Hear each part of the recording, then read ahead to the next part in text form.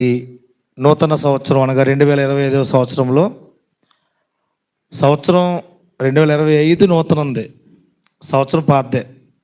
ఏమండి, నూతనమైనది ఈ భూమి మీద ఏదీ లేదు. మునుపు ఉండినదే, ఇక ఉండబోనది, ఇప్పుడు ఉన్నది కూడా. సో ఈ 2025 సంవత్సరంలో మన అందరినీ ప్రవేశపెట్టి దేవాదేవుడు తన విలువైన సన్నిధి భాగ్యాన్ని మనకు అందరికీ అనుగ్రహించారు. అందును బట్టి మనము శిరస్సు వంచి శిరము వంచి ఆయన పాదాభివందనం చేయవలసిన వారు ఉన్నాము. నిత్యము మనం ఆయనకు స్తుతులు స్తోత్రాలు చెల్లింపబద్దులమై ఉన్నాం. ప్రియులారా, రైట్ ప్రియులారా, దేవాదేవుడు విలువైన తన వాక్కులతో మన జీవితాలు కడుతూ మనం ఎటు తొట్టిల్లిపోకూడదని, ఎటు కూడా మనం తప్పిపోకూడదని, ఆయనకు దూరం కాకూడదనే గొప్ప ప్రేమ కలిగిన వాడై, సంకల్పం కలిగిన వాడై ఆయన విలువైన వాక్కులతో మన దినదినము నడిపిస్తున్నారు. పిల్లలు, మీరు అనుకోవచ్చు, ఆదివారం వచ్చింది కదా కాబట్టి మేము కూడుకోవాలి, ఆదివారం వచ్చింది కాబట్టి మేము దేవుని సన్నిధికి వెళ్ళాలి అని ఒక ఆచారంగా ఈరోజు ఆదివారాన్ని కొనసాగించుకునే వారు కూడా లేకపోలేదు. అనేక మంది మనకు కనిపిస్తున్నారు. సో దేవుడు అందుకోసం ఆదివారం దినాన్ని ఇవ్వలేదు. కానీ మనం ఎప్పుడైతే సమాజంగా కూడుకుంటామో, ఎప్పుడైతే సమాజంగా దేవుని మాటలు వినడానికి కూర్చుని ఉంటామో, అలా చేరుకున్నప్పుడు, అలా కూడుకున్నప్పుడు విలువైన ఆయన మాటల ద్వారా మన జీవితాలు బాగుపడాలని దేవుడు ఈ యొక్క సమయాన్ని మనకి ఇస్తున్నారు. ఇప్పుడు చెప్పండి, ఒక విషయం మిమ్మల్ని అడుగుతాను. లోకంలో చాలామంది ఉన్నప్పుడు, చాలామంది లోకంలో తిరుగుతూ ఉన్నారు. ప్రశస్తమైన సమయాన్ని మనకు వచ్చాం. తేడా కనిపిస్తుందా మీకు? ఖచ్చితంగా కనిపిస్తుంది. వాక్యం వినడానికి మనం వచ్చాం. ఆ వాక్యానికి ఉన్న విలువ ఎంతో మనకు తెలుసు. వాక్యానికి ఉన్న ప్రాశస్త్యం ఎంతో మనకు తెలుసు. ఆ వాక్యానికి ఉన్నటువంటి ఒక గొప్ప ఆధిక్యత మనకు తెలుసు. ఆ వాక్యం ద్వారా మనం పొందుకునే మేలు మనకు తెలుసు. ఏమండి, ఖచ్చితంగా తెలుసు. ఎందుకంటే వాక్యం తెలిసిన వారంగా, ప్రత్యక్షంగా మేలులు అనుభవిస్తున్న వారంగా మనకు ఆ వాక్యం గురించినటువంటి విలువైన జ్ఞానం ఉంది. అంతేగాని ఏదో నామకార్థంగా ఈరోజు వచ్చాం, ఏదో ఒక వారం వెళ్ళకపోతే పాస్టర్ గారు ఏమైనా అంటారేమో, లేదా సేవకుల దగ్గర హాజరించుకోవాలేమో, లేదా సంఘస్థులు ఎందుకు రాలేదమ్మని వచ్చేవారం అడుగుతారేమో, ఇలాంటి ఉద్దేశాలతో సన్నిధికి రాకూడదు. ఎందుకంటే సన్నిధికి రావడం వల్ల ఎవరికి ఉపయోగం? ఎవరు వస్తే వాళ్ళకే, ఎవరు తింటే వాళ్ళ కడుపు నిండుతుంది. అంతేనండి. తిన్నోడు కడుపు నిండుతుందా? నిండదు. ఎందుకంటే ఎవరైతే భోజనం చేస్తారో, ఎవరికైతే ఆకలేస్తుందో వాళ్ళకి వస్తారు, వాళ్ళు వచ్చి భోజనం చేస్తారు. భోజనం చేసినప్పుడు వాళ్ళ కడుపు నిండుతుంది. ఇన్ ద సేమ్ సెన్స్ మనం ఆలోచిస్తే మనం కూడా దేవుని సన్నిధికి వచ్చేది మన ప్రయోజనం నిమిత్తం. ఏమంటే మన ప్రయోజనం నిమిత్తం ఎంత మన ప్రయాసపడుతున్నాం, ఇంత సమయాన్ని కేటాయించి, ఇంత సమయాన్ని వెచ్చించి, మనకి ఎన్నో సమయాలు, ఎన్నో బోల్డ్ పనులు ఉంటాయి బయట, అవన్నీ మానుకుని మరి సన్నిధికి వస్తున్నాం. చాలా గొప్పలం కదా మనం. గొప్పలం కాదు ప్రియులారా, ఆయన సన్నిధిలో ఉండడం ఒక భాగ్యం, ఆయన సన్నిధి పొందుకోవడం ఒక భాగ్యం, ఆయన సన్నిధికి దొరకడమే ఒక భాగ్యం. దావీదు గారితోనట జనులు అన్నారట, ఏమండి దావీదు గారు యెహోవా మందిరానికి వెళ్దామా అని అంటారట. నాకు ఖాళీ లేదమ్మా, పని ఉంది అని అనలేదంటండి. నేను రాజుని, నాకు అక్కడ తీర్పులు ఉన్నాయి, లేకపోతే నేను రాజ్య పరిపాలన చేయాలి ఇక్కడ, లేదా ఒక పంచాయతీ వచ్చిందని పంచాయతీని చక్కబెట్టాలి, ఇలాంటి సాకులు చెప్పలేదైనా. జనులట ఆయనతో యెహోవా మందిరానికి వెళ్దామని రండి అని జనులు నాతో ఉన్నప్పుడు నేను ఏం చేశాను అన్నాడు, సంతోషించి తిని. ఏమంటే దావీదు గారికి ఏం కావాలండి సంతోషించడానికి? ఆయన మహారాజు, తినటానికి కానీ ఉండడానికి కానీ దేనికి లోటు లేదు, ఒక మహా గొప్ప చక్రవర్తి. అలాంటి గొప్ప రాజు అయినటువంటి ఆయనే యెహోవా సన్నిధి రావడానికి ఆతురపడుతున్నాడు కదా.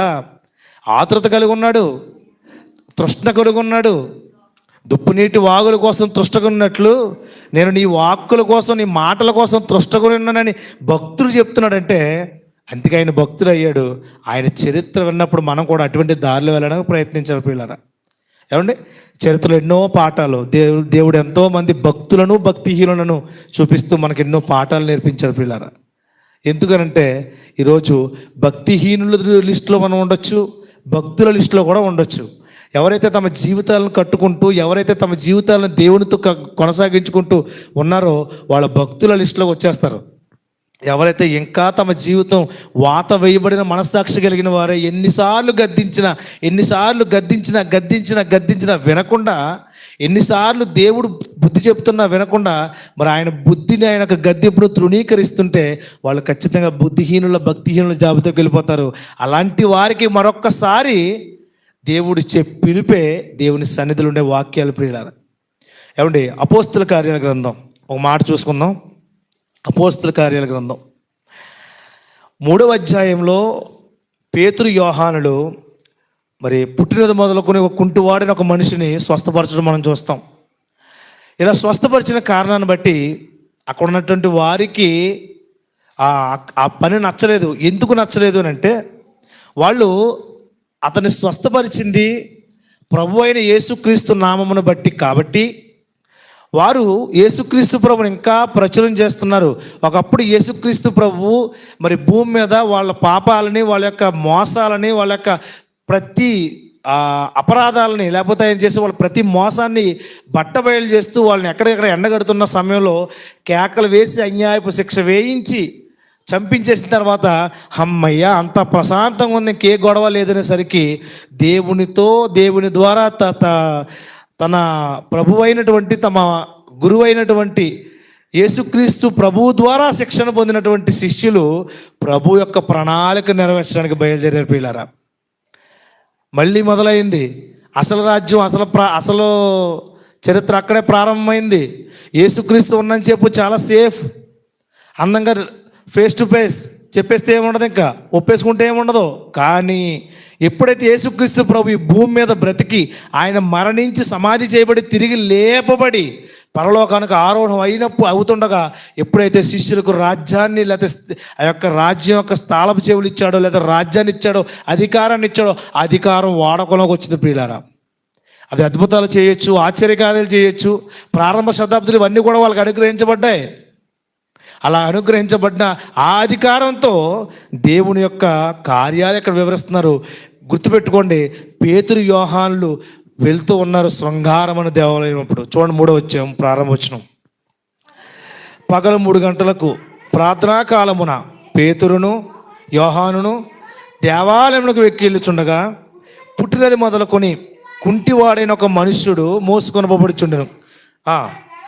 వాడు దేవాలయంలోనికి వెళ్ళి వారిని భిక్షమనుటకు కొందరట ప్రతి దినము వాడిని శృంగారమును దేవాలయం ద్వారం దుంచుచు వచ్చారు. చూసారా, ఒక భిక్షం ఎత్తుకోవడానికి కొంతమంది చేత మోసుకుని రాబడుతున్నాడు. ఇది ఎప్పుడు జరుగుతుందంటే పుట్టినప్పటి నుంచి జరుగుతుంది. ఇతను మధ్యలో ఏదో కాళ్ళు పోయినాడు కాదు, మధ్యలో ఏదో యాక్సిడెంట్లో కాళ్ళు పోయినాడు కాదు. పుట్టినది మొదలుకొని అంగవైకల్యంతో పుట్టాడు. కాళ్ళు లేవు. అయినప్పటికీ దేవుడు ఎందుకు ఈ మనిషిని పుట్టించాడని మనం దేవుడిని కనుక అడిగితే కనుక ఆయన అంటాడు, అంగవైకల్యంతో పుట్టించిన వాడిని కూడా నేనే, చెవిటి వారిని మోగవారిని పుట్టించిన వాడిని కూడా నేను. ఎందుకు పుట్టించాలి అని మనం ఇక్కడ ఆలోచిస్తే మనకి ఇక్కడ అర్థం కాదు. అసలు ఎందుకు పుట్టించాడు దేవుడు చాలామంది ఏమంటారంటే, అయ్యో ఏమండి ఎంత భక్తిగా ఉంటారండి వీళ్ళ కుటుంబం, ఆ కుటుంబంలో ఎంత శోధనో, ఎంత అన్యాయం జరిగిపోయిందండి. ఏమండి ఆ కుటుంబంలో బాగా దేవుని నమ్ముకున్న వ్యక్తి కుటుంబంలో ఏదైనా ఒక యాక్సిడెంట్ కానీ లేకపోతే ఏదైనా జరగరాని జరిగితే దేవుడిని ఎంతగా నిందించేస్తారో. దేవుడిని అనడానికి ముందు ఇక్కడ ఏం తప్పు చేశారో, ఏ స్వయంకృత అపరాధం చేశారో, ఏ తప్పు చేసి అక్కడ అపాయం జరిగిందో ఏమో ఆలోచించారు ముందు. దేవుడిని నమ్ముకున్నారండి కుటుంబం, ఎంత అన్యాయం చేస్తాడండి దేవుడు. ఏమన్నా ఒక విషయం అడుగుతాను, మీ క్లారిటీ చెప్పండి. దేవుడు అన్యాయస్తుడండి? చెప్పండి, మీరు చెప్పండి. మీ దృష్టిలో దేవుడి గురించి మీరు అన్యాయస్తుడు అనుకుంటున్నారా? సంగమం మిమ్మల్ని దేవుడు దీవించును గాక. ఆమెన్. కాబట్టి దేవుడు అన్యాయస్తుడు కాదు. అన్యాయం ఉంటే ఎక్కడ ఉండాలి? మనలో ఉండాలి. ఆ అన్యాయం మనలో ఉండబట్టి, అతిక్రమం మనలో ఉండబట్టి, ఆ తీవ్రమైన పరిస్థితి మనలో ఉండబట్టి దేవుడి మాటను వినకుండా, ఆయన చెప్పింది చేయకుండా వెళ్ళి కోరి ప్రమాదం కొని తెచ్చుకుంటున్నాం. అవునా కదండి? ఈరోజు చాలామంది యవనస్తులు ఏం చేస్తారండి? తల్లిదండ్రుల మాట వినట్లేదు. తల్లిదండ్రుల మాటలు వినకుండా వాళ్ళకి నచ్చినట్టు తిరుగుతూ, అమ్మాయిలంటూ, తాగుళ్ళంటూ, తిరుగుళ్ళంటూ, వ్యసనాలంటూ ఇష్టానుసారంగా జీవిస్తూ తమ అవయవాలను కోల్పోతున్నారు. సగంలోనే దేవుడు ఎంతో చక్కగా ఇస్తున్న అవయవాలను కోల్పోతున్నారు. అలాంటి వ్యక్తి కాదు ఇతను. పుట్టినది మొదలుకునే దేవుడి చేత అంగవైకల్యంతో పుట్టింపబడిన వ్యక్తి. ఎందుకయ్యా అంగవైకల్యంతో ఇతను పుట్టాడని మనం ఆలోచిస్తే దీనికి సంబంధించిన మహిమ దేవునికి తర్వాత వస్తుంది ప్రియులరా. దేవుణ్ణి రాబోయే రోజుల్లో, ఆయన పుట్టిన తర్వాత రాబోయే రోజుల్లో దేవుని మహిమపరచడానికి దేవుని చేత పుట్టింపబడిన వాడు అతను. ఈ పుట్టుకతోనే కుంటివాడైనప్పుడు చాలామంది బాధపడి ఉంటారు. పుట్టినప్పుడు తల్లిదండ్రులు కూడా అంటే దేవుడు ఇలాంటి బిడ్డలు ఇచ్చేయడం మాకు అనుకుని ఉండొచ్చు, బంధువులు అని ఉండొచ్చు. కానీ ఇతని పుట్టుక వెనక కారణం తర్వాత రోజుల్లో క్రీస్తును మహిమపరచడానికి అనే విషయం తెలిస్తే ప్రియులరా. ఈరోజు కూడా మనం అంతేనండి. ఈరోజు మనం కూడా అంతే. అంగవైకల్యం అనేది కేవలం శరీరం సంబంధించింది కాదు, ఆత్మ విషయంలో కూడా అంగవైకల్యాలు ఉంటాయి చాలామందికి. దేవునితో నడవలేరు, దేవునితో సరిగ్గా నడవలేరు, దేవుని మాట వినలేరు. అలాంటి స్థితిలో ఆ అంగవైకల్యాన్ని ఎప్పుడైతే నువ్వు దేవుని వాక్యం ద్వారా తీసేసుకుంటావో అప్పుడు దేవునామన మహిమ కాదా? చెప్పండి. మీరు బహుగా ఫలించటం వలన నా తండ్రి మహిమపరచబడును అన్నాడే ప్రభు. యోహాను సువార్త 15వ అధ్యాయం మాట. మీరు బహుగా ఫలించడం వల్ల ఏం చేస్తున్నాడు తండ్రి? మహిమపరచబడతాడు. ఎలాగయ్యా మహిమ? ఎందుకంటే ఇదిగో నువ్వు ఫలించడాన్ని బట్టి, ప్రజల్ని చూసిన దాన్ని బట్టి, నీ జీవితాన్ని బట్టి దేవునికి మహిమ వస్తుంది. ఇది పుట్టినది మొదలుకొని ఎవరో ఒకరు కొంతమంది తీసుకొచ్చి అక్కడ భిక్షం ఎత్తుకోవడానికి తీసుకొచ్చి కూర్చోబెడుతుంటే ఇతను భిక్షం ఎత్తుకుంటున్నాడు. ఆ దేవుని సంకల్పంలో ఉన్న సమయం రానే వచ్చింది. ప్రతి దానికి సమయం కలదు. ఉందలే చెప్పండి. ప్రతిదానికి సమయం ఉంది. దేవుడు ఏ విషయంలో అయినా సరే ఆయన సమయాన్ని కలగజేసుకుని ఆయన కార్యం ఆయన నెరవేర్చుకుంటాడు. అప్పటి వరకు మనం ఎలా ఉండాలి? కనిపెట్టుకుని ఉండాలి, ఓపికతో ఉండాలి. అందుకే తీసుకొచ్చి కూర్చోబెట్టారట. అప్పుడు వచ్చారండి దేవుని పిల్లలు, దేవుని సేవకులు వచ్చారు. వచ్చిరి 3వ వచనం. పేతురును యోహానును దేవాలయంలో ప్రవేశింపబోవునప్పుడు వాడు చూసి భిక్షం అడుగుతున్నాడు. పేతురును యోహానును వారిని తేరి చూసి మా తట్టు చూడమనిరి. వాడి దగ్గర ఏమన్నా భిక్షం వేస్తారేమని ఎదురు చూస్తున్నాడటండి, కనిపెడుతున్నాడట. వారి యందు లక్ష్యమించాడు. అంతటా పేతురు గారు అంటున్నారు, వెండి బంగారం ఇలాంటి మా దగ్గర ఏమీ లేవు నాయన, మేము కూడా పేదలమే, కానీ ఐశ్వర్యవంతులు ఎందుకంటే దేవుని యొక్క వాక్యంలో దేవుని యొక్క విలువైన సంగతుల్లో ఐశ్వర్యవంతులు. ఈరోజు చాలామంది ఏమనుకుంటారు చెప్పండి? దేవుడు చర్చికి వెళ్తున్నారు కానీ వాళ్ళకి ఎప్పుడు చూసినా అదే బ్రతుకండి, ఎదుగు బతుకు లేదండి. నీకు తెలుసా ఎదుగు బతుకుందో లేదో? నువ్వు చూసావా? ఆర్థికంగా నీకు అతను పేదవాడిగా రావచ్చు, ఆర్థికంగా అతని దగ్గర ఏమీ లేకపోవచ్చు, కానీ ఐశ్వర్యవంతుడు అతను. ఎందులో ఐశ్వర్యవంతుడు అతను అంటే ఇదిగో ఆత్మ విషయంలో ఐశ్వర్యవంతుడు, వాక్య విషయంలో ఐశ్వర్యవంతుడు. ఆయన సంపాదించుకున్న ఆస్తి. మీ ధనం ఇహపరమైనది కాదు, పరలోక సంబంధమైన ధనం సమకూర్చుకోండి. అక్కడ తుప్పు పట్టదో, సిమెంటే కొట్టదో, చెదపట్టదో. ఇక్కడ ధనం చూసారండి, ఎంతోమంది ధనం పోగేసుకుని ఏం చేస్తున్నారండి? కోటాను కోట్లు దాచుకుని చెదల పట్టేసిపోతున్నాయి కొన్ని చోట్ల. భిక్షగాలు కూడా, యాచన చేసేవాళ్ళు కూడా భిక్షం ఎత్తుకుని ఆ డబ్బంతా పోగేసిన ఏదో ఒక చచ్చిపోతున్నారు. మనకు ఆవిడ అలా చూస్తే ఆవిడ దగ్గర ఎన్నో లక్షలు దొరికినాయండి. ఏమండి? 1 లక్షలు దొరికినాయి ఆవిడ దగ్గర. చనిపోతే బ్యాగ్ తీసి చూస్తే కొన్ని లక్షలు ఉన్నాయి ఆవిడ దగ్గర. అంటే డబ్బు పోగేసుకుంటే ఏమైపోతున్నాయి అంటే ఏం ఉపయోగం లేదు ఇక్కడ డబ్బు. ఇక్కడ ఐశ్వర్యవంతులు అంటే దేంట్లోనయ్యా ఐశ్వర్యవంతులు అంటే నాకు డబ్బు ఉందండి, నువ్వు పేదవాడివే. ఇంకానే నాకు ధనం ఉందండి, నాకు ఐశ్వర్యం ఉందండి, నాకు మేళ్ళు ఉన్నాయండి, ఎకరాల పొలం ఉందండి, అయినా పేదవాడివే నువ్వు. ఏమి లేకపోతే? క్రీస్తు నీలో లేకపోతే, ఆ క్రీస్తు యొక్క మాటలు నీలో లేకపోతే, నువ్వు పరలోకానికి అర్హత సంపాదించకపోతే నువ్వు పేదవాడివే, పేదదానివే. ఐశ్వర్యవంతులు ప్రియులారా, వీళ్ళు ఏదైనా ఉందని అనుకుంటున్నాడు, మా దగ్గర ఏమీ లేదయ్యా, మేము పేదవాళ్ళం, ఇచ్చే విషయంలో పేదవాళ్ళం, కానీ మేము ఒక విషయంలో ఐశ్వర్యవంతులం. ఆ ఐశ్వర్యాన్ని ఎవరిచ్చారా అంటే నా ప్రభు అయిన యేసు నాకు ఇచ్చాడు. అదే అంటున్నాడు చూడండి. అంతటా పేతురు, వెండి బంగారాలు నువ్వు కోరుకున్న, ఏదైతే నువ్వు దేనికోసం అయితే ఎదురు చూస్తున్నావో, ఏదైతే నువ్వు కావాలనుకుంటున్నావో, ఏదైతే మా యందు లక్ష్యమించావో, ఏదో దొరుకుతుందని, అది కాదు నాయన, దానికంటే ఉన్నతమైనది నేను ఇవ్వబోతున్నావు ఇప్పుడు. మాకు కలిగినదే నీకిచ్చుచున్నాను. నజరేయుడైన యేసుక్రీస్తు నామమున నడువుమని చెప్పి వాడి కుడి చేయి పట్టుకుని లేవనెత్తను. వెంటనే వాడి పాదములు చీలమణలో బలము పొందెను. వాడు దిగ్గున లేచి నిలిచి నడిచాడటండి. వాటి అద్భుతం కాదు, నిజంగా ఎంత అద్భుతం అండి ఇది. ఉదయకాల సమయంలో నలుగురు మోసుకొచ్చారు. ఆ నలుగురు మోసుకొచ్చిన నలుగురికి తెలియదు ఈరోజు అతను లేచి నడవబోతున్నాడని. ఎవరినైతే తీసుకొచ్చారో ఆ కుంటువాడికి తెలియదు ఈ రోజు నుంచి నేను ఇక్కడ కూర్చుని అవసరం లేదు, ఇంకా రేపొద్దుంచి నా కాళ్ళ మీద నేను నిలబడగలను, రేపొద్దుంచి నా దేవుడు నన్ను స్వస్థపరచబోతున్న విషయం ఏం తెలియదు. కానీ ఆశ్చర్యకరుడు మన ప్రభు, ప్రియమైన దేవుని వాళ్ళారా. అతను అంగవైకల్యం తీశారు. ఎవరయ్యా తీసిందంటే ఏదో గారడి విద్యగాళ్ళలో సెకండ్ గంటగా తీసింది. ఎవరు తీశారట? దేవుని సేవకులు, వాళ్ళు దేవుని ప్రకటిస్తున్న వారు. దేవుని ద్వారా ఏదైతే పొందుకున్నారో ఆ పొందుకున్న అధికారాన్ని బట్టి అక్కడ ఉన్న అంగవైకల్యం తీసి ప్రభువుని మహింపరిచారు. ఈరోజు దొంగలు చాలామంది ఏం చేస్తారంటే, ఇదిగో మేము స్వస్థతలు చేస్తామని చెప్తున్నారు. వాళ్ళు ఏం చేస్తారో తెలుసా? మా ద్వారా మా ద్వారా జరుగుతుందని చెప్తున్నారు చాలామంది. నువ్వు ఎప్పుడైనా సరే నీ ఘనత దేవునికి ఇవ్వాలి, దేవుడికి ఇవ్వాలి ఘనత. ఎప్పుడైతే ఘనత దేవునికి ఇస్తావో, ఎప్పుడైతే ఘనత దేవునికి నువ్వు ఆపాదిస్తావో, దేవుడు నిన్ను గర్వపరుస్తాడు. మనం ఎప్పుడైతే మనం తగ్గించుకుని దేవుడిని మనం హైలైట్ చేస్తామో, దేవుడే మనల్ని హెచ్చిస్తాడు కదా. చెప్పండి, కాదా? అవునా? ఎస్ ప్రియులారా, అపోస్తలులు ఇక్కడ అంటున్నారు, మా దగ్గర వెండి బంగారం లేదు నాన్న, మాకు దేవుడు మిమ్మల్ని స్వస్థపరిచే వరాన్ని ఇచ్చాడు, మాకు బాగు చేసే వరాన్ని ఇచ్చారు. అది కూడా యేసుక్రీస్తు నామాన్ని, నజరేయుడని యేసు నామంలో లేచి నిలిచి నడవయ్యా అని చెప్పి చెయ్యి పట్టుకున్నప్పుడు ఏమైందటండి? దిగ్గున లేచి వెంటనే లేచి నిలిచాడు, నడిచాడు. నడవడమే కాదు, మరి దేవుని స్తుతించుచు గంతులు వేయచ్చు. ఏమంటే ఎంత ఆనందం వచ్చి ఉండదు చెప్పండి. పుట్టినది మొదలుకొని, అంటే ఎన్ని సంవత్సరాలు బతుకుంటాడో తెలియదు, వయసు తెలియదు, కానీ ఒక పర్టికులర్గా ఒకటి వయసు ఇక్కడ రాయలేదు.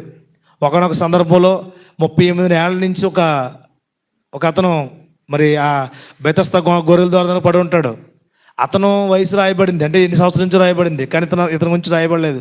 అయినప్పటికీ ఇతను ఎన్నో సంవత్సరాల నుంచి దీర్ఘకాలిక వ్యాధి, అంటే పుట్టినది మొదలుకుంటే చాలా సంవత్సరాలు కదండి, పుట్టినదంటే ఇంకేమీ లేదు, ఇంక చాలా, అది వయసు ఎంత ఉందో అంత వయసు దానికి కూడా.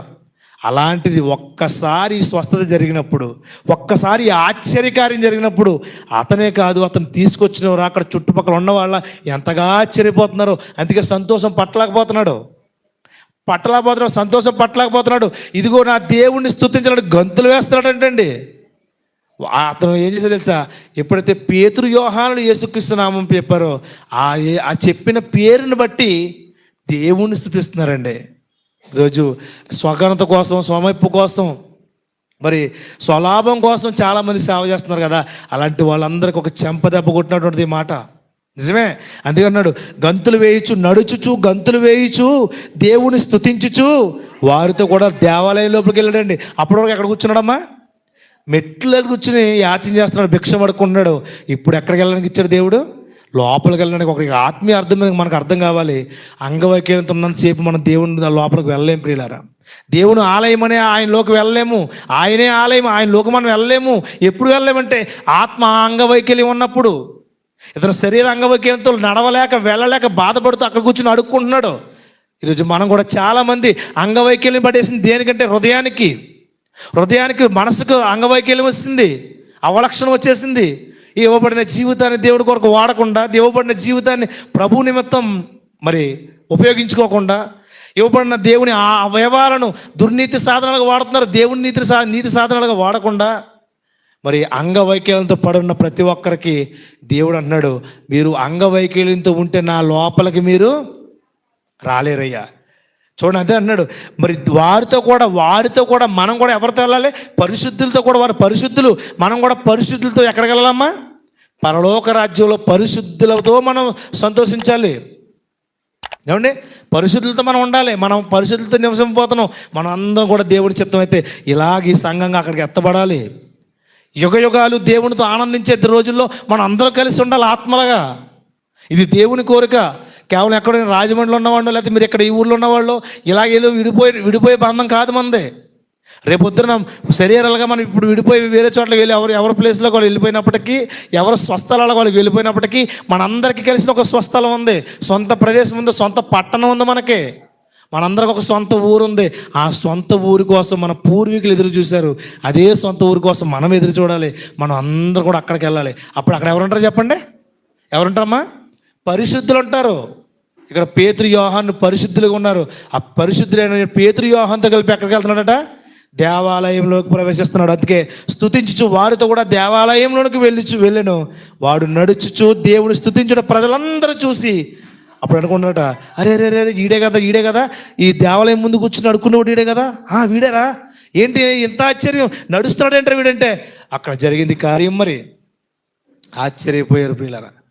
ప్రపంచాన్ని నివ్వెరపరిచిన సంఘటనలు ఇవన్నీ కూడా పుక్కటి పురాణాలు కాదు, కల్పిత గాథలు అంతకంటే కావు. వాస్తవాల సమాహారం బైబిలు. వాస్తవంలో చరిత్ర జరిగిన ప్రతి విషయాన్ని దేవుడు లిఖితపూర్వకంగా రాయించేశాడు.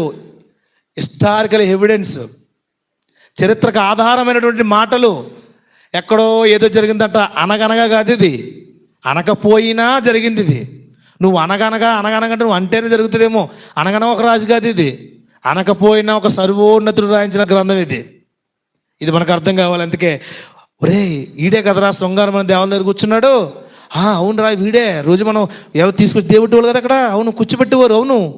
కానీ ఈరోజు నడుస్తున్నాడు రా, నడుస్తున్నాడు. అది ఎలా జరిగిందో ఏంటో ఆశ్చర్యపోయారు పిల్లరా. కూర్చున్నవాడు వీడే అని గుర్తెరిగి వారికి జరిగినది చూసి జనము విస్మయముతో నుండి పరవశులైపోయారటండి.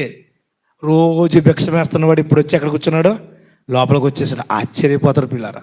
మన బ్రతుకులు చూసి కూడా అలాగా ఆశ్చర్యపోవాలి. మన బ్రతుకుల్లో మార్పు చూసి దేవుడి పిల్లలుగా మనం చేస్తున్న క్రియలను బట్టి చూస్తున్న ప్రతి ఒక్కరు ఆశ్చర్యపోవాలి. పలానా వ్యక్తి అమ్మో ఏదో పాప జీవితంలో ఉండేవాడు, కానీ ఇప్పుడు ప్రభువు నమ్ముకున్న తర్వాత పరిశుద్ధమైన జీవితం జీవించి అదిగో దేవుని సన్నిధికి వెళ్తున్నాడు. పరిశుద్ధుల సమూహంలో ఉన్నాడు వీడు. అది పరిశుద్ధ సమూహంలో ఉందేమే. కాబట్టి వీళ్ళ జీవితం ఏమైంది, మారిందని నిన్ను చూసి మరొకరు ఆశ్చర్యపోవాలి. ఆ ఆశ్చర్యంలోంచి వారు మార్పు చెందాలి. దేవుని నామానికి మహిమ కలుగును గాక. ప్రియమైన దేవుని వాళ్ళారా, చూసారా ఆశ్చర్యపోతున్నాడు. ఆ తర్వాత పేతురు యోహాను గారికి ఏమీ పూల సన్మానాలు జరగలేదండి, రాళ్ళ దెబ్బలు తగిలినాయి. అయినా కానీ వాళ్ళు విడిచిపెట్టలేదు ప్రియులారా. బెదిరింపులు వచ్చినాయి, విడిచిపెట్టలేదు. ఇక యేసు నామాన్ని మీరు ప్రకటించకూడదని చాలా గట్టిగా వార్నింగ్ ఇచ్చారు, కొట్టించారు, నాటకం అంతా జరిపేశారు. అయినా పేతురు యోహానుల ధైర్యాన్ని మనం చూస్తే అమ్మో ఇలాంటి ధైర్యం మనకు కూడా కావాలరా బాబు. నిజమే, దేవుడి మాటలు రాయించి ఉంచినందుకు ఎంతో ధన్యుడిని తండ్రి, నేను నీకు కృతజ్ఞతాస్తుతులు అని చెప్పకమానం. ఎందుకంటే ఇక్కడ వీళ్ళే కనుక భయపడి ఉంటే మీరు అధ్యాయం అంతా చదవండి కిందకి. శాస్త్రులు పరిచయులు చాలా హింసలు పెడతారు, వాళ్ళని పంచాయతీ పెడతారు. కానీ వాళ్ళు ఏమంటారు తెలుసా, మీరు ఎవరైతే చంపారో ఆ మాట అంటారండి. మీరు ఎవరైతే చంపారో జీవాధిపతిని చంపారు మీరు. చూడండి ఆ మాట చూడండి, జీవాధిపతి 14 వచ్చిన 11 నుంచి కూడా మొత్తం చదువుకున్నామా. 14 మేము ఇంపార్టెంట్ విషయం చదివిస్తున్నాను. మీరు పరిశుద్ధుడును నీతిమంతుడైన వారిని నిరాకరించి నరహంతకుడైన మనుషుని మీకు అనుగ్రహింపని అడిగారు. జీవాధిపతిని మీరు చంపితిరి కానీ దేవుడు ఆయనను మృతుల్లో నుండి లేపెను, అందుకు మేమేరా ఐ విట్నెస్. మేమెవరం? ప్రత్యక్ష సాక్షులం. ఆయన లేచాడు, లేచిన తర్వాత ఏదో ఎవరికి తెలకుండా ఎక్కడికి వెళ్ళిపోలేదు, రహస్యంగా పోలేదు. ఆయన మా మధ్యలో సంచరించాడు, మాకు కనిపించాడు. మాకే కాదు, మాకే ఇంకా ఎక్కువ మంది 100 మంది సహోదరులు కనిపించాడు. ఆయన ఏదో చాటుమాటుగానో ఏదో ఎవరో చెబుతున్నా జరిగింది కాదు, ఇది వాస్తవంగా జరిగింది. మేమే సాక్షులం దానికి. మీరు జీవాధిపతిని చంపారు కానీ మీరు ఎవరైతే దేవుడు అనుకుంటున్నాడో ఆయన లేపాడు ఇన్ని. కాబట్టి ఎవరికి మహిమ? దేవునికి మహిమ. మీరు ఎవరినైతే దేవుడిగా నమ్ముకుంటున్నారో, ఇశ్రాయేలు, ఇస్సాకు, యాకోబు, అబ్రహాం, ఇస్సాకు, యాకోబు దేవుడని ఎవరినైతే మీరు పూర్వకాలం నుంచి నమ్ముకుంటూ వస్తున్నారో, ఆ పితరుల దేవుడని దేవుడే, అబ్రహాము, ఇస్సాకు, యాకోబుల దేవుడే ఆ యేసుక్రీస్తు ప్రభువును కూడా ఏం చేశాడు? లేపాడు. దానికి అర్థం ఏంటో తెలుసా? దేవుడు పర్మిషన్ ఇస్తున్నాడు, మీరు ఎవర్రా నిరాకరించడానికి అని అడుగుతున్నారు వాళ్ళు. వాట్ ఏ గట్స్ అండి. పేతురు యోహాను కూడా ధైర్యం చూడండి. మీరు నమ్ముకున్న దేవుడే వాళ్ళని ఆయన రికమెండ్ చేసి ఆయన జీవితాన్ని చూసి లేపి మీ ముందు సజీవంగా నిలబెట్టి నీ కార్యాలు చేస్తుంటే ఎవర్రా మీరు ఎవరు అసలు దేవుడు తృణీకరించడానికి? జీవం గల దేవుడు జీవాధిపతిని మీరు చంపితే ఆయన లేపాడు కదా. ఆయన నామంలో కదా మేము స్వస్థత చేస్తుంది, ఆయన నామంలో కదా మేము ఇతను బ్రతికించింది, లేకపోతే ఇతన్ని స్వస్థపరిచింది. మేమేమైనా తప్పు చేశామా? మేమేమన్నా పాపం చేశామా? మేమేమైనా ధర్మవిరుద్ధమైన కార్యం చేశామా? దైవ వ్యతిరేకమైన కార్యం చేశామా? లేదే. దేవునికి అనుకూలమైన పని చేసాం, దేవుణ్ణి మహిమపరిచాం అని పేతురు యోహాను రొమ్మిరుచుకుని చెప్పారు. పిల్లల గొంతెత్తి గళం విప్పి చెప్పారు. వాళ్ళు ఆశ్చర్యపోయారండి, మామూలుగా ఆశ్చర్యపడలేదు. ఏంట్రా వీళ్ళ ధైర్యం? వీళ్ళకి అసలు చదువే లేదు కదా. చదువు లేని వాళ్ళకి ఎంత ధైర్యం ఎక్కడి నుంచి వచ్చింది? మాట్లాడే విధానం ఏంటి? అసలు ఈ వాక్చాతుర్యం ఎలా వస్తుంది వాళ్ళకంటే వాళ్ళకి తేలుతూ వాడు వెనకాల ఎవరు ఉన్నారో. చాలామంది మనిషిని చూసి అల్పుడు రాయుడు అనుకుంటారు. ఎవడైతే అల్పుడుగా నువ్వు తృణీకరిస్తావో ఆ తృణీకరించబడిన వాడు వెనకాల ఉంటాడు అసలు అయినాడు. ఆయన హెచ్చిస్తాడు. అంతేనంట, లోకంలో జ్ఞానుడైన వాడిని సిగ్గుపరచుటకు జ్ఞానం లేని వాడిని దేవుడు అనుకున్నాడటండి. ఎంత గొప్ప వచనం ప్రియులారా అది. ఎవరంటే వాళ్ళట జ్ఞానుడైన వాడిని సిగ్గుపరచడానికి. ఒకసారి కొరింథీ పత్రిక చూద్దాం. మళ్ళీ ఇక్కడికి వద్దాం చూడండి. కొరింథీ పత్రిక ఒకసారి మీకు చూపించి ఇక్కడికి వస్తాను. ఆయన కార్యాలు ఎంత గొప్పయో మనకు అర్థం కావాలి. ప్రారంభ అధ్యాయం 26వ వచనం.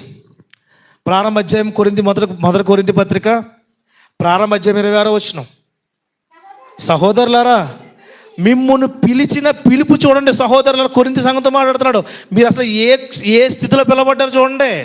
ఎలాంటి స్థితిలో అసలు మీరు ఎవరో ఎలా పిలవబడ్డారో ఒకసారి చూస్తే, మీలో లోకరీతిని జ్ఞానులైనను గనులైనను గొప్ప వంశం వారినైనను అనేకులు ఎవరో పిలవబడలేదు. నాయన మీరు లోకంలో జ్ఞానులు పిలవబడలేదు, గొప్పవారు పిలవలేదు, ఇలాంటి అనేకులు ఎవరో పిలవబడలేదు. మరి ఎవరు పిలవబడ్డారంట?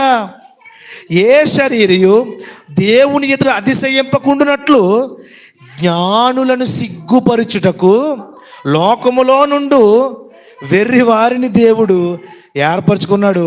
బలవంతులైన వారిని సిగ్గుపరచుటకు లోకములోని బలహీనులైన వారిని దేవుడు ఏర్పరచుకుని ఉన్నాడు. ఎన్నికైన వారిని వ్యర్థము చేయుటకు లోకములో నీచులైన వారిని, తృణీకరింపబడిన వారిని, ఎన్నిక లేని వారిని దేవుడు ఏర్పరచుకుని ఉన్నాడు. అయితే ఆయన మూలంగా మీరు క్రీస్తు యేసునందున్నారు నాయన, మీరు ఐశ్వర్యవంతులు. అందుకే ప్రారంభంలోనే చెప్పేసిన ఈ మాట. మేము నిరుపేదలమే. ఎందుకు తెలుసా? ఆస్తి విషయంలో నిరుపేదలం కావచ్చు, అంతస్తు విషయాల్లో నిరుపేదం కావచ్చు. ఏ అంతస్తు? బిల్డింగ్ మీద అంతస్తులు ఆ అంతస్తు, ఆ స్టేటస్. కానీ మీరు ఐశ్వర్యవంతులు నాయన. మీకంటే జ్ఞానవంతులు లోకంలో ఉన్నారు. అలాంటి వారినిగా దేవుడు పిలుచుకుంటా. మీకంటే ఎన్నికైన వారు భూలోకంలో ఉన్నారు. మీకంటే గొప్పవారు లోకంలో ఉన్నారు. మీకంటే పదవులు ఉన్నవారు లోకంలో ఉన్నారు. మీకంటే చదువులు ఉన్నవారు లోకంలో ఉన్నారు. వీళ్ళందరినీ నేను పిలుచుకోలేదు. ఎలాంటి వారు పిలిచాను? అలాంటి వారు కూడా సిగ్గు రావాలి, అలాంటి వారు కూడా బుద్ధి కలగాలని లోకంలో ఏ ఎన్నిక లేని మిమ్మల్ని, ఏ జ్ఞానం లేని మిమ్మల్ని, వెర్రి వాళ్ళైనా మిమ్మల్ని పిలిచి జ్ఞానవంతులని చెప్పుకుని విర్రవీగుతున్నారే, వాళ్ళకు బుద్ధి చెప్పడానికి మమ్మల్ని పిలిచారు ఆయన అంటున్నాడు. ఎంత గొప్ప విషయం ప్రియులారా. అప్పటికే శాస్త్రుల పరిచయం ఎంతో జ్ఞానవంతులమని, అప్పటికే శాస్త్రులు ఎంతో ఉన్నత పండితులమని, శాస్త్రులమని, ధర్మశాస్త్రోపదేశకులమని విర్రవీగుతున్న వాళ్ళకి ఇదిగో పామరులంటే ఈ జాలర్లను పిలుచుకుని, వలలు వేసుకునే జాలలు, చేపలు పట్టుకునే జాలలను పిలుచుకుని వాళ్ళ చేత ఎంత దైవ కార్యాలు చేస్తారంటే సిగ్గు కాదండి వాళ్ళకి ఇప్పుడు. అందుకే తట్టుకోలేకపోయారు పిల్లరా. ఏదైతే ప్రభు పట్ల వాళ్ళు కలిగారో, ప్రభు పట్ల ఏదైతే అసూయ కలిగి ఉన్నారో, ఈ ప్రభు పట్ల ఏదైతే అన్యాయం చేయాలని వాళ్ళు ఆలోచించారో, మరి శిష్యుల పట్ల కూడా అలాగే చూస్తారు. అందుకే కింద వాళ్ళని చాలా బెదిరిస్తారు. చూడండి అన్నమాట. ఓకే, 16 వచనం. ఆయన నా నామమందలి 3వ అధ్యాయం 16వ వచనం పుస్తకాలు. ఆయన నామమందలి విశ్వాసములుగా ఆయన నామమే మీరు చూసి ఎరిగిన వీరిని బలపరిచెను. అందువలన ఆయన కలిగిన విశ్వాసమే మీ అందరి ఎదుట వీనికి ఆ పూర్ణ స్వస్థత కలగజేశాను. సహోదరులారా, మీరును మీ అధికారులను తెలియక చేసిందని నాకు తెలియను. అయితే దేవుడు తన క్రీస్తు శ్రమపడునని సమస్త ప్రవక్తల నోట ముందుగా ప్రచురపరిచిన విషయమైన ఇలాగూ నెరవేర్చెను. మీ ప్రభువు సముఖపు నుండి విశ్రాంతి కాలం వచ్చినట్లు మీ కొరకు నియమించిన యేసుక్రీస్తును ఆయన పంపునట్లు మీ పాపములను తుడిచిపోయే నిమిత్తము మారు మనస్సు పొంది తిరుగుడి. ఏమండి, ఎవరికి ఇస్తారండి అవకాశం ఇక్కడ? శాస్త్రులకి, పరిశీలకి. ఇంకా మారు మనసు పొంది అనుకుంటాను. యేసుక్రీస్తు ప్రభు ఉన్నప్పుడే వాళ్ళ మనసులు ఏమవ్వలేదమ్మా, కరగలేదు. యేసుక్రీస్తు ప్రభు ఉన్నప్పుడే వాళ్ళ మనసులు ఏం చేయలేదు, బండబారిపోయినా కరగలేదు. కానీ ప్రభు వెళ్ళిపోయినా వీళ్ళు విడిచిపెట్టలేదు. ఎంత గొప్ప ప్రేమ అండి. ఎవరి గురించి అంటే గట్టిగా మాట్లాడుకుంటే ఎవరి గురించి తెలుసా? తనను చంపిన వారి నిమిత్తమే ప్రభు మరొక అవకాశం ఇస్తున్నాడండి. వాట్ వండర్ఫుల్ లవ్ అండి. వాట్ వండర్ఫుల్ లవర్ యేసుక్రీస్తు ప్రభు. ఎంత గొప్ప ప్రేమికుడండి ఆయన. చంపేసిన వారిని అన్యాయంగా చంపేయండి, సిలువేయండి అరిచిన వారికైనా సమయం ఇస్తుంటే ఇంకా తన దాసులతో మాట్లాడిస్తున్నాడు. ఇకను ఒకవేళ మీరు చేశారు అయిపోయింది, ఏదో మీరు తెలియజేశారు అనుకుందాం, తెలియజేశారు అనుకుందాం, క్షమించేద్దాం. ఏదో ప్రవచనం ఉంది, ప్రవక్తల ద్వారా ప్రవచనం ఉంది. ఏమనుంది? తమ క్రీస్తు శ్రమపడి చనిపోవాలి, మూడో దినం లేగాలి, ఇవన్నీ కూడా ఏమంటే ప్రవచనం ఉన్నాయి. అయిపోయింది మీరు ఏదో చేశారు, ఊరుకుందాం. కానీ ఇప్పుడైనా ఏం చేయండి, మారు మనసు పొందండి. ఇప్పుడైనా తెలుసుకోండి. చూడండి, అన్నిటికీ 20 వచనం, మీ కొరకు నియమించిన క్రీస్తు యేసును, మీ కొరకు నియమించిన క్రీస్తు యేసును ఆయన పంపునట్లును మీ పాపములు తుడిచివేయుబడి నిమిత్తం ఇప్పటి వరకు మీరు చేసిన పాపాలన్నీ తుడిచేస్తాను అంటున్నాడు ప్రభు. ఎస్, ఎవరికండి ఇది? ఘోరమైన పాపులకి, ఘోరమైన దుష్కార్యాలు చేసిన వారికి ఇంత క్షమాపణ లోకం పెడద్దండి? పెట్టదండి. ఎందుకంటే తీవ్రత ఎక్కువైతే కొంతకాలం జైల్లో పెడతారు. అంతకీ వాడి ప్రవర్తనలో మార్పు రాకపోతే ఏం చేస్తారో అంతే, ఉరేసేస్తారు. అయిపోయింది, వీడి సమాజంలో బతకడానికి అర్హుడు కదండి. ఇది లోకాన చట్టాన్ని తెలిసింది.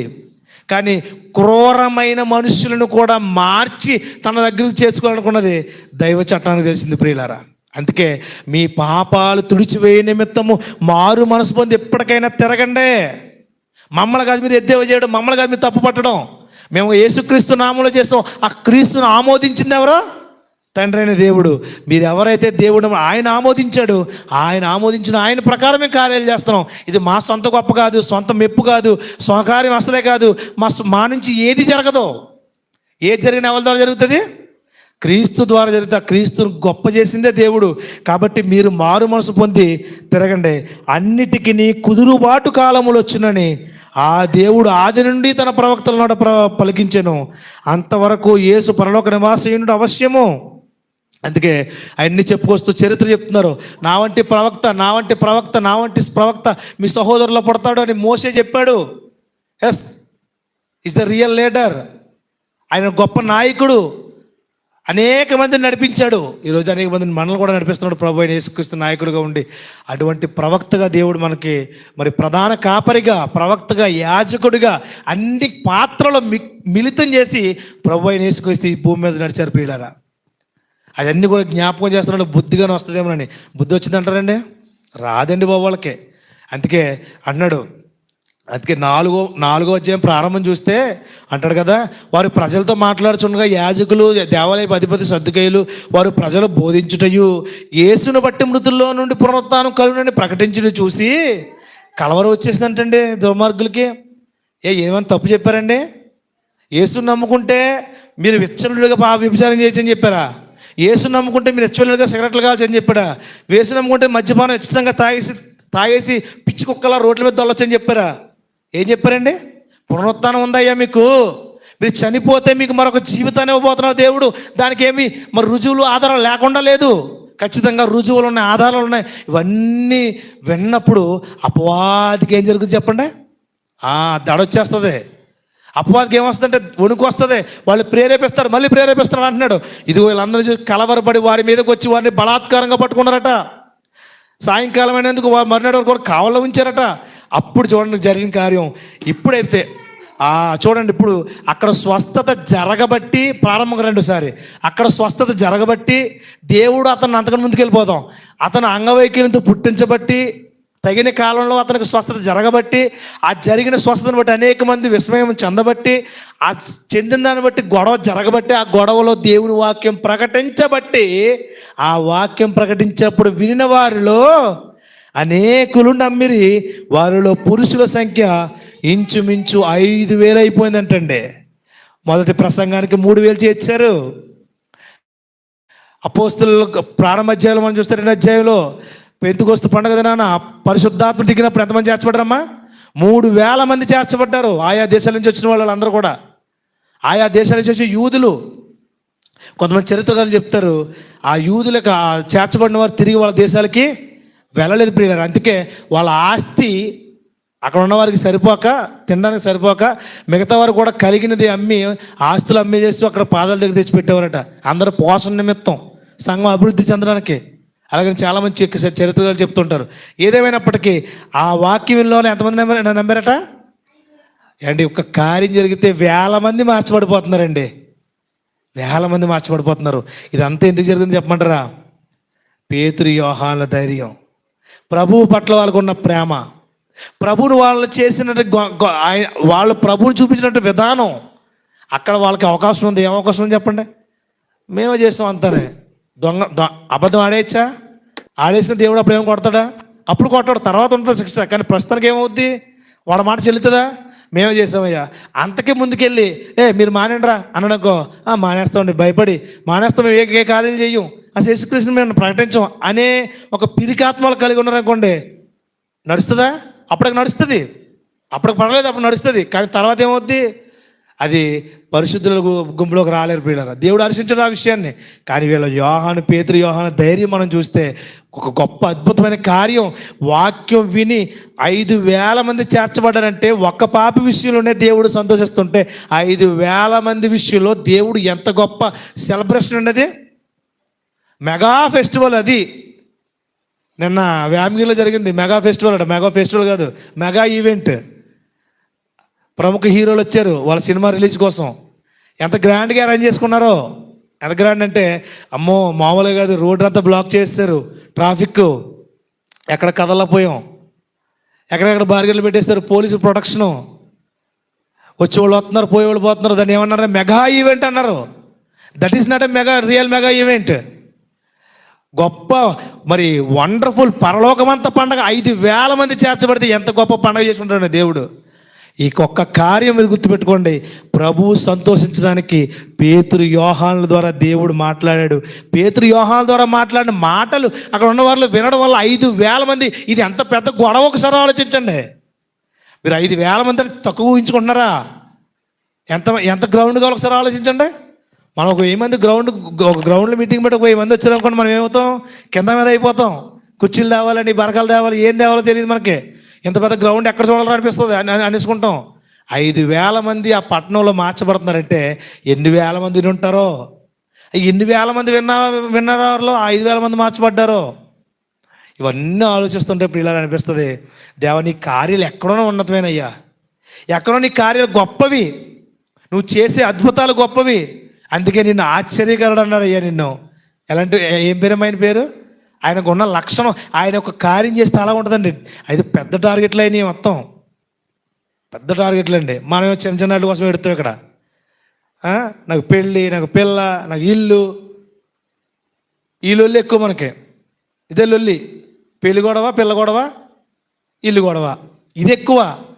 ఇది కాదురా బాబు జీవితం, ఎంతకంటే ఉన్నతమైన జీవితం ఇస్తానని దేవుడు వాగ్దానం ఇస్తున్నాడు మనకి. ప్రియులారా ఆలోచించండి. దేవుడు ఇస్తున్నటువంటి గొప్ప వాగ్దానాలు ఉన్నాయి మనకి. అవి ఈ లోక సంబంధమే కాదు. ఎప్పుడు ఆ వాగ్దానం మన జీవితం నెరవేరుతాయంటే మనం ఆయన కోసం బ్రతికినప్పుడు, ఆయన కోసం నిలబడినప్పుడు. పేతురు యోహాను నిలబడ్డారు కాబట్టి 5,000 మంది చేర్చబడ్డారు. ఈరోజు నువ్వు నిలబడితే ఎంతమంది చేర్చబడతారు చెప్పు? నీ ద్వారా ఒక ఆత్మ చేర్చబడుతున్నారు. ఈరోజు నీ ద్వారా నువ్వు నిలబడుతుంటే ఒక ఆత్మని నీ ద్వారా దేవుని సన్నిధికి వస్తుందా? ఆలోచించాలి కదా. పేతురు యోహాను గొప్పోళ్ళండి. ఎంతకాలం వాళ్ళ గొప్ప చెప్తూ బతుకుతో? నీ గొప్ప చెప్పుకునే రోజేది. మన జీవితంలో మన కోసం గొప్ప చెప్పుకొని మన నుంచి దేవుని ద్వారా మన ద్వారా దేవునికి మహిమ కలిగే రోజేది. ఎంతమంది చేర్చబడుతున్నారు దేవుని సన్నిధిలో? ఒక్కసారి ఆలోచించాలి పిల్లరా. కాబట్టి 5,000 మంది చేర్చబడ్డారు. తర్వాత కూడా వాళ్ళు చాలా మరి హింసలు పెడతారు. తర్వాత కింద మళ్ళీ అంటాడు 10 వచ్చిన చూడండి, 4 అధ్యాయం 10 వచ్చిన చూసి మేము కింద వచ్చి ముగిస్తాను. మీరు అందరూ ఇశ్రాయేలు ప్రజలందరూ తెలుసుకోవాల్సింది ఏంటంటే, మీరు సిలువ వేసినట్టు, మృతుల్లో నుండి దేవుడు లేపినట్టు, నజరేయుడని యేసుక్రీస్తు నామమునే వీడు స్వస్థత పొంది మీ ఎందుట ఎందుకు పదే ఇదే విషయాలు చదివిస్తున్నారంటే మీ చేత, ఇక్కడ ఇదే విషయాలు వీళ్ళే పదే ఎందుకు చెప్తున్నారంటే వీళ్ళు కూడానే, ఇదిగో అక్కడ ఉన్న వాళ్ళకి జ్ఞానం లేదు. అసలు దేవుడని నమ్ముకుంటున్నారు తప్ప యేసుక్రీస్తుని దేవుడు ఆమోదించాడు, ఆయన పరిశుద్ధతను బట్టి దేవుడు ఆయన లేపాడు, సమస్త మానవాళికి ఒక ముంగుర్తిగా ఆయన చూపించాడన్న విషయమే మర్చిపోయారు. అందుకే పదే మీరు సిలువ వేశారు, దేవుడు లేపాడు, మీరు సిలువ వేశారు, దేవుడు లేపాడు, మీరు జీవాధిపతిని చెప్పారు, మీరు నమ్ముకున్న దేవుడు ఆయన లేపాడు. చూడండి, అంటే మీరు దేవుడితో మిళితమై ఉన్నారా, వ్యతిరేకంగా ఉన్నారా? వ్యతిరేకంగా ఉన్నారు. దేవుని అనుభవాలు మీకు లేవు, దేవుని మనసు మీకు లేదు. దేవుడేమో అని లేపుతుంటే మీరు సిలువ వేస్తున్నారంటే, ఆయన బ్రతికిస్తుంటే మీరు చంపుతున్నారు. ఆయన బ్రతికిస్తుంటే మీరు చంపుతున్నారు. దేవునికి మళ్ళీ ఏం చెప్పుకుంటున్నారంటే మేము దేవుని పిల్లమని చెప్పుకుంటున్నారు. మనసులో ఒకటి కావద్దండి, ఒకే మనసు ఉండదు దేవునికి మనకనే, కలిసి ఉండాలి కదండి. ఇప్పుడు ఇది రోజు మనం కూడా దేవుడికి చెప్తాడు, అమ్మా పాపం వైపు వెళ్ళొద్దు, అలాగే ప్రభువా ఎక్కడ ఉందని చెప్పు. బయటికి వెళ్ళిన తర్వాత మళ్ళీ ఈ మాట గుర్తుండదు, పాప పోయి పరిగెడుతూనే ఉంటారు. ఏమండి, అమ్మా బాబు నువ్వు తాగకూడదు, తాగేవంటే చచ్చిపోతావు. దేవుడు తాగుని అసలు ఇష్టపడ్డా, ఎందుకంటే నువ్వు తాగేసి నీలోన్న ఆ మద్యం మత్తులో ఏం చేస్తావో నీకు తెలీదు. ఆత్మ ఆర్పేసుకుంటావు. నీలోన్న మరొక సాతానుడు బయటలో ఇస్తాడు.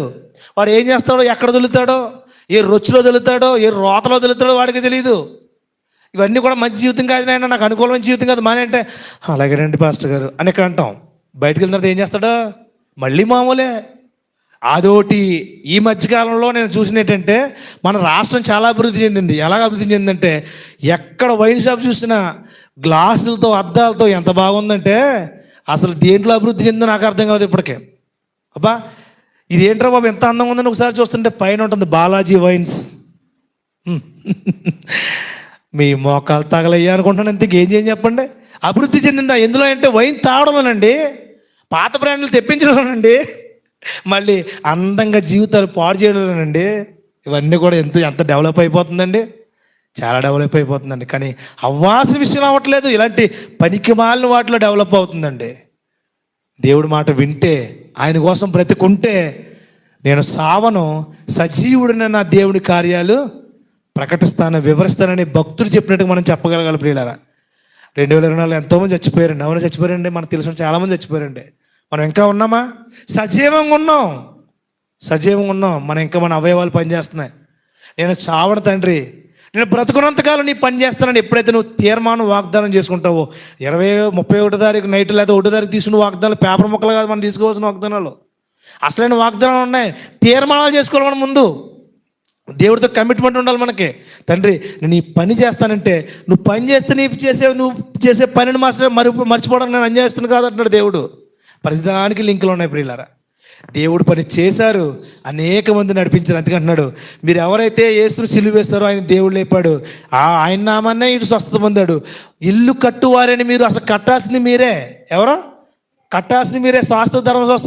ధర్మశాస్త్రోపదేశకులు పరిశీలన అందరూ ఏం చేయాలి? స్త్రీలను కట్టాలి, ప్రభు అయిన మెస్సీ కోసం ఎదురు చూసేలా చేయాలి, ఇవన్నీ నేర్పించాలి.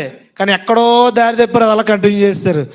మరి సొంతంగా రాసేసుకున్నారు పుస్తకాలు, సొంత మాటలు, వాళ్ళు చెప్పిన మాటలే దైవోపదేశాలుగా మార్చేశారు. అలా మార్చేసి ఇల్లు కట్టువారని మీరు తృణీకరించిన రాయి ఆయనే.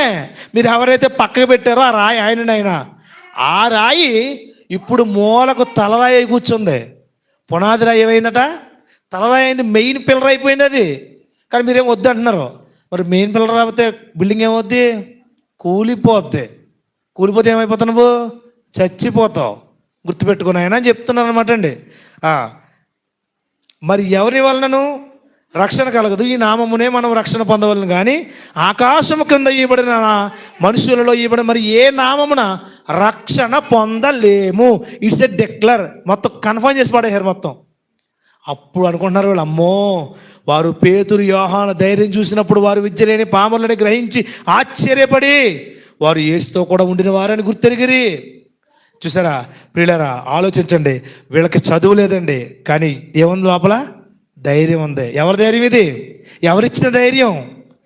ప్రభు ఇచ్చిన ధైర్యం. సమాజంలోకి వెళ్ళండి, మీరు మీతో కూడా సదాకాలం ఉంటారన్నాడు. అండ్ మనతో అనలేదా దేవుడు? మనతో కూడా అన్నాడండి. కాబట్టి ప్రభు కోసం బ్రతకడం, బ్రతుకు కూడా ఒక ధైర్యంగా బ్రతుకు, ప్రభు కోసం ఆయన కోసం బ్రతికే బ్రతుకు ఒక యథార్థమైన జీవితం. మనం నా అనే పదం పక్కన పెట్టి, నా అనే ఆహాన్ని పక్కన పెట్టి, తండ్రి నీ కోసం బ్రతుకుతాను తండ్రి అని ఎప్పుడైతే మనం ముందుకు వెళ్తామో, ఇక ప్రభు మనల్ని నడిపించుకుంటాడు. పిల్లరా, నీకు చదువు ఉందా, చదువు లేదా, లేకపోతే ఉన్నవాడువా, లేకపోతే పేదవాడు, ఏం చూడదు దేవుడు. ఆయనకు ఆ తారతమ్యాలు ఉండవు ప్రియులారా. మనుషులు చూడొచ్చు, కానీ దేవుడు చూడటం, ప్రభు చూడటం. నువ్వు మనసు ఇవ్వాలంతే. ఆయన దినమెల్లా చేతులు చేసి నేను పిలుస్తున్నాడట. పిలిచినప్పుడు నువ్వేం చేయాలి? తండ్రి నేను వచ్చేస్తాను, నువ్వు పిలిచేవాడని అదృష్టం అని చెప్పి మనం ఎప్పుడైతే ఆయనకు లొంగిపోతామో, ఎప్పుడైతే ఆయనకు సరెండర్ అయిపోతామో, అప్పుడే మన జీవితాలు ఆయన నడపడం మొదలు పెడతాడు. ఆ నడపడం మొదలు పెడితే మన జీవితాల్లో ఊహించిన మేలులు, అద్భుతాలు జరిగితే మన ద్వారా దేవుని నామానికి మహిమ కలిగాక, ఆయన మహిమ కలిగేలాగా, మరి దేవుని నామానికి మహిమ కలిగేలాగా మన జీవితంలో అద్భుతాలు జరుగుతాయి. మనల్ని బట్టి అనేక మంది మార్చబడతారు. పిల్లరా, వేల మంది నువ్వు చేయాల్సిన అవసరం లేదు.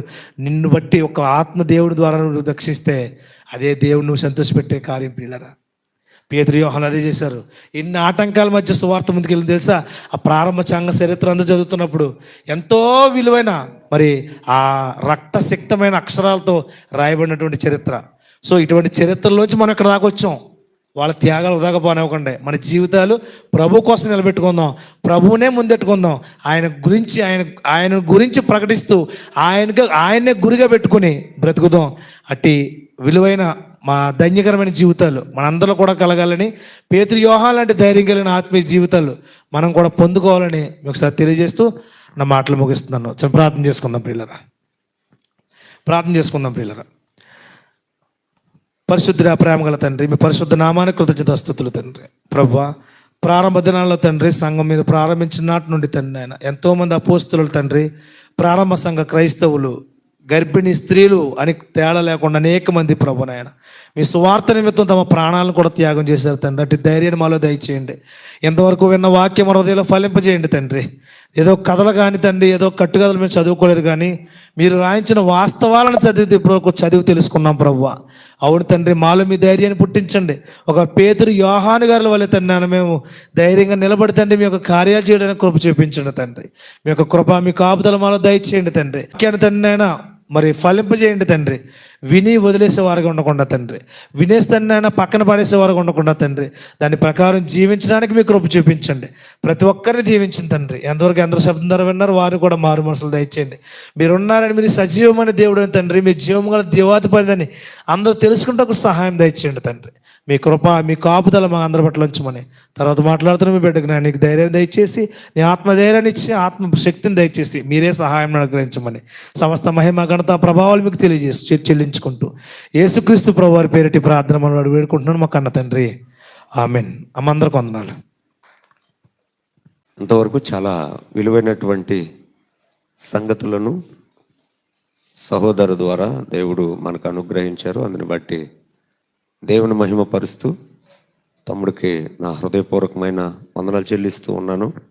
చాలా సంతోషం. చాలా విలువైన లోతైనటువంటి సంగతులు విన్నారు.